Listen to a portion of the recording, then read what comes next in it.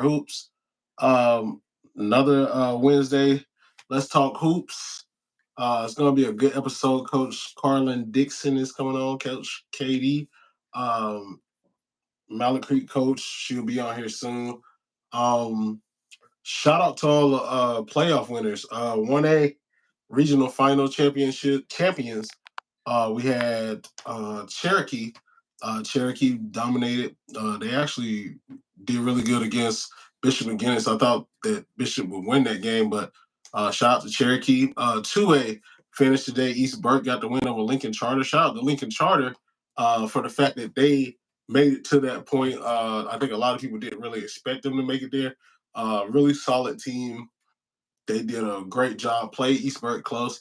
East Burke was good though. They were really good. They've been good all season, which is why they're undefeated going into a matchup. I think North Pitt won. I don't know. I haven't been on Twitter really as of late. But I know North Pitt was playing against Seaforth, and last time I checked, North Pitt was up by 10. And then 3A, yesterday, West Rowan got the win over AC Reynolds in a really good game. Like I told people before, I think West Rowan is one of the best teams in the area. When your only losses to Lake Norman, I think that speaks on itself. But Terry Sanford is going to be a good matchup for them.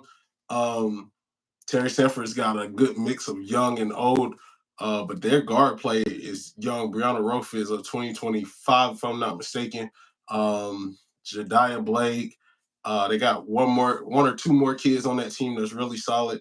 But overall, it's going to be some really good basketball play.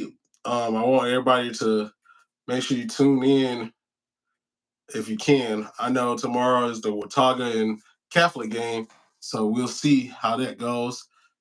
But we'll have more people on here. Wait on Coach Dixon. She's supposed to be on at 7:30. Um, Trying to think of what else. What else? Shout out to all the ladies that made the all district teams.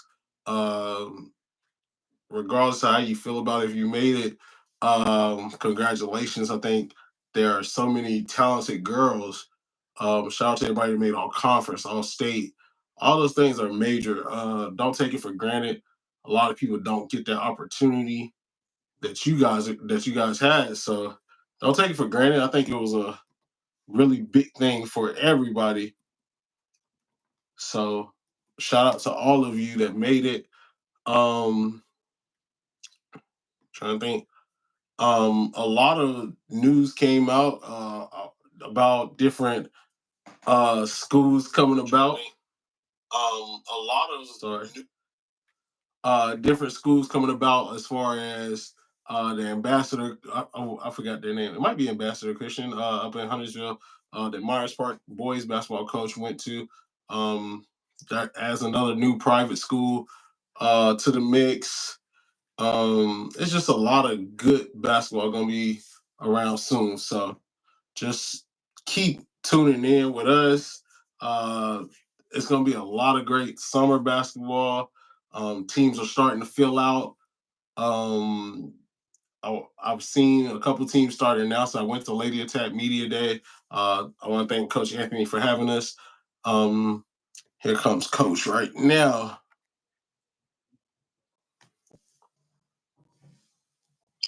What's going on, Coach? What's up? Nothing much. How are you? I'm good. How? I'm good. I'm good. I'm good. Thank you for being on here today. Yes, thank you for having me. Of course, of course. So, this is Coach KD from Mallard Creek. You can introduce yourself, tell a little bit about yourself. Yes, my name is Carlin Dixon. I am the head coach at Mallard Creek High School. Just finished third season there.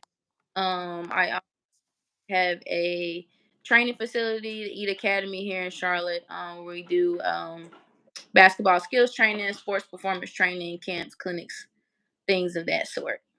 For sure. Thank you. There's a lot of good kids that come out of your academy. So I know a lot of people train over there and get that workout in. So shout out to Eat Academy. So how do you feel about the season? How you feel it went for you, your ladies? How you feel like what could have been good, what could have been better? And just that. Yeah. Well, I think the season went well. I Mhm. think we accomplished a lot of things. Obviously, everybody's goal is to win a state championship when For you sure. start. We fell short of that goal. But I can't say that that made or broke the season. Hmm. Really had a great season with the girls. They were a joy to be around, a joy to coach. And that's something that you can't put a price tag on. Right. Um, Right. I think areas where we need to improve, definitely our perimeter shooting. That was one of the things that just kind of was not too good throughout the season. Hmm. So kind of got exposed a little bit more than it did in other games. That last game for us. So that's something we'll look to improve. Just being patient on the offensive end and just focusing on making those shots when it counts, and getting back in the lab and doing what we do. And that's all, and that's the best part about it. You get to do it again. I mean, you got a Right. lot of young kids on your team. I think you might graduate two or three, if I'm Yeah. not mistaken. So and then you got a good group coming back. So of course you're about to be in that same position next year to get back and try to win another one. So reloading to get better is always a good thing. So we gotta talk about that tweet. You said that I like to quote people. You said presence of many charter and private schools affect the amount lack of talent left at public and high schools. I just want to get more like clarity on that. What do you mean exactly? So, just kind of in my thinking, I think it's been a lot of debate going on about, why there's a gap in the talent that we have in public schools. Why are the scores? Why is there such a big gap in the scores? And so I think it's for a number of reasons, but just in my thought process, that was one of the things that kind of, popped into my head. Like, Mhm. there are so many private schools and charter schools that are in Charlotte and the surrounding Mhm. area, and some are in the same communities as our public schools. And so, you know, that is another viable option for parents who are deciding where they want their kid to attend, whether it's academic based, the reasons are academic based or athletic or both. you Mhm. know I think that we kind of should explore that as well, and not just kind of the sports like development, Right. because there's I mean we I'm sure like there's a lot of kids that might live in Mallard Creek zone, but they might go to other Mhm. private or whatever, and for whatever reason it is, I believe that you should definitely be able to decide where your child goes to school. But Right. why are our public schools not more in the running to get those kids? And so I think that it ends up going even deeper, Right. as our public schools really have the resources Mhm.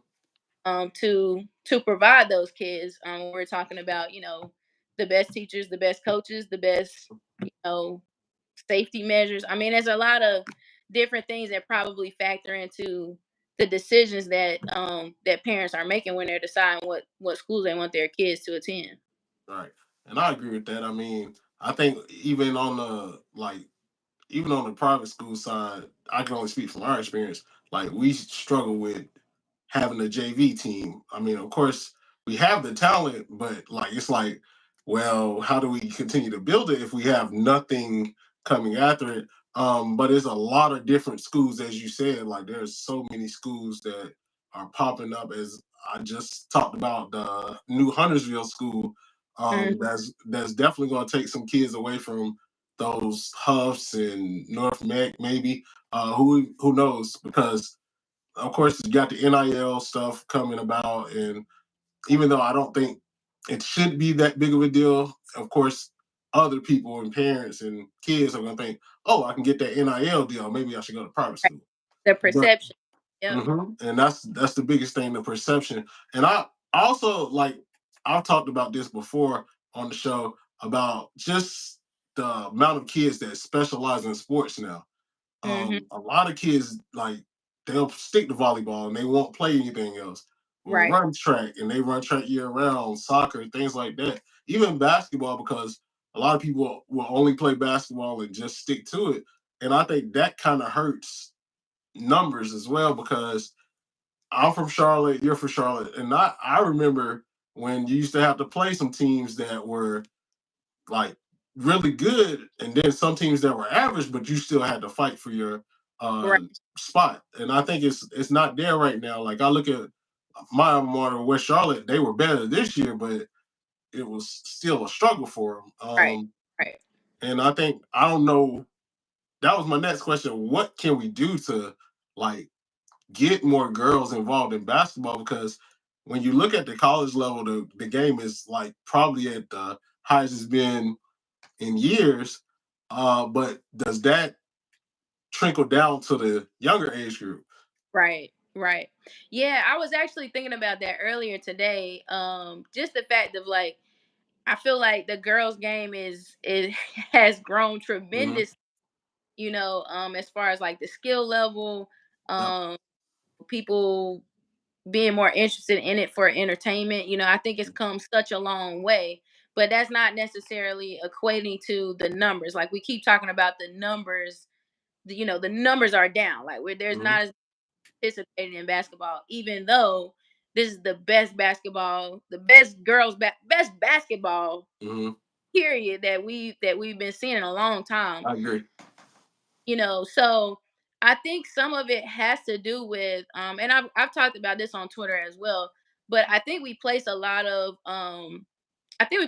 importance on rankings and the kids being at an elite level when they're still so young. So I'm coming up and I'm playing multiple sports. Like I'm playing T-ball, I might be Hmm. playing a little bit of soccer, I might be playing a little volleyball, and I'm still deciding what I want to be involved in. I think that if I go on social media and I see, oh, well, this girl is 2031 and she's Hmm. ranked, like Hmm. I just started playing. Like, why do I want to continue playing? And I suck. Right. I think other sports have a better hold on like um I don't think the right word is amateurism, but keeping it light and at an earlier stage instead Right. of making like it's I got to get a scholarship and I'm in the third grade. Hmm. And so I think like that's kind of driven me to come up with the girls basketball forever, which I Hmm. is going to be totally free, but really geared toward those younger age groups just to get them Right. participate, but then also introducing them to girls and women who are playing the sport, Hmm. and the experience that they're having. Is I also think that not having the Charlotte Sting here has become Hmm. an issue, that we might not have thought about it having this effect, wait, like a long time ago when they first disbanded the Sting, but Yep. I think it's definitely had an effect, like where our girls just can't just go to a game, and see Hmm. this magic that's happening.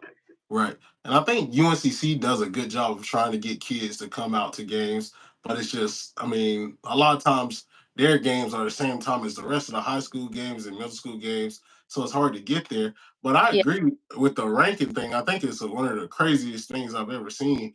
But I think people do it because they want kids to try to come to their stuff so they can get those rankings. And of course, we're in a social media world yeah, where everything's got to be highlighted. And it's unfortunate, but it's the world we are living in. And I despise rankings because, especially at that age group, middle school and lower should not be ranked. At the end of the day, it's nothing they've proved to get to that point. So exactly. I agree wholeheartedly. And I mean, I just want to like I love that you're doing that for the girls because they need it. I know I saw the MSW United, they were doing something as well. I don't know if it was free or not, but I know they were doing something that was supposed to get more girls involved in basketball, and we just need more of that. Realistically, Yeah, um, even if it's like free games, like maybe the best high school teams come right. together and play like some scrimmages. Nothing too serious, but you get girls that come in and it's free for them and their families to come watch. I think that would be a dope idea. Maybe that somebody will do that. I don't want to feel like it's got to be me, but Right. Um, if anybody want that idea, have at it. Uh, but we talk about your team. You guys had a great year. I saw that you guys had 5 kids make the all conference team, and Hmm. just showing your balance and how much depth you have. Looking forward to next year. What is your expectations? Yeah, I mean, I think experience is the best teacher. And that's Mhm. something that's been kind of rolling around in my head over the last week since we Yep. lost and since the season ended. And I think that you've got to have those mental experiences. I wouldn't say that there's a lot physically that we were just unable to do, Mhm. but a lot of it sometimes is mental. My dad used to tell me all the time when I was growing up playing, like, basketball is like 95% mental and 5% physical.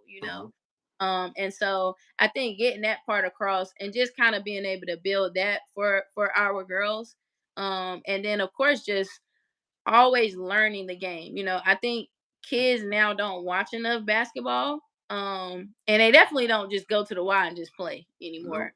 Nope. It's oftentimes under a whistle or, real games or you're in practice. So I think that that's something that has kind of been lost, and we got to get that back. Mhm. Um, and so for us, I think that's going to be a big part of like our off season plan, just figuring out how to, build them up mentally.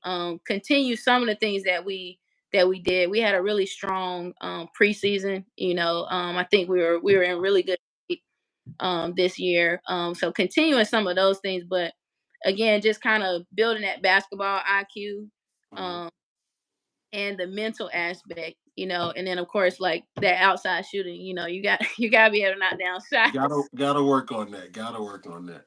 Gotta be. They make them. It seemed like I watched that game and I was just like it was just totally off. I've talked about it plenty of times. It just seemed like they just were like just missing shots that they usually hit. Though, like I saw a couple just like wide open layups, and I'm just like, she'll Yeah, never miss those. So I out of mean, out of sync, yeah, but like I said, you learn, and thankfully, some of them will get a chance to get back to that point. mhm, Going back and seeing, what you need to do, and then what can I do to make my team better going into next year, and then just going extra hard at that. I think that's sometimes it's more about like life lessons too. you know mhm, um we're not going to win all the time. We're going to have where we feel like we fail. That's in basketball, that's in life. But mhm, how do you react? Do you just kind of go into a hole and it's like, oh well, right, or do you take that, use it as fuel, and get back to the grind and get back in the lab? Because it happens to everybody. Like in business, I've definitely made some mistakes that have cost me, and I'm like, ugh. But you get back to it, and you yeah, go learn from it, and you get better. yeah. That's the truth. Gotta learn from your mistakes. So who you got winning in tomorrow's game, Catholic or Watauga? Whoo! I haven't wanted to pick anybody yet. Okay. So I'm still, because I mean, they played in the John Wall, and it was Mhm. it was it was a good game. So obviously that was a long time ago, and teams get better. Yeah. You learn things that you were doing back in December. So I honestly I feel like if Catholic can stop Kate, they have a good chance of getting there. Sure. But Kate is truly on a good roll right now. Like, Yeah, Myers Park did a decent job on her. They held her to 18. I guess that's a at this time right now that's a good number because she's been out of control realistically. I mean, I think like John Wall they beat him, but now you both got film. You can break that down, try to figure out where you're gonna go with it. So it's gonna be a good game. I hate that's being played at 2 o'clock. That really sucks. don't know how I don't know how that was determined, but Yeah, that was crazy. uh, Um, because I mean, I get why they're doing it. I don't know why they're doing all the girls first, but Yeah, um, it sucks because I mean, my plan was to go there, but who gets off that early? So right. But kids I'm aren't even out of school. a good game. Mhm. Excited to see who's able to pull it out. Yep. I hope Yeah. we get a winner from the 4A West this year. 4A East won it last year, so hopefully somebody from our side wins it. But I appreciate you, Coach, and I thank y'all for being in the Bar Hoops Fall League because you guys brought another level of competition for sure. Yeah, I appreciate you. Everything you guys do. I think you guys do a great job of breaking things down and just being Mhm. positive for the girls. That's what it's all about at the end of the day. I appreciate you so much. So I appreciate you too, Coach. Thank you for being on here, and I'm sure I'll be talking to you soon. Maybe we can get y'all in over the summer or something. See what you guys are doing. Yes, sounds good. I appreciate it. All right, Coach. Thank you. All right.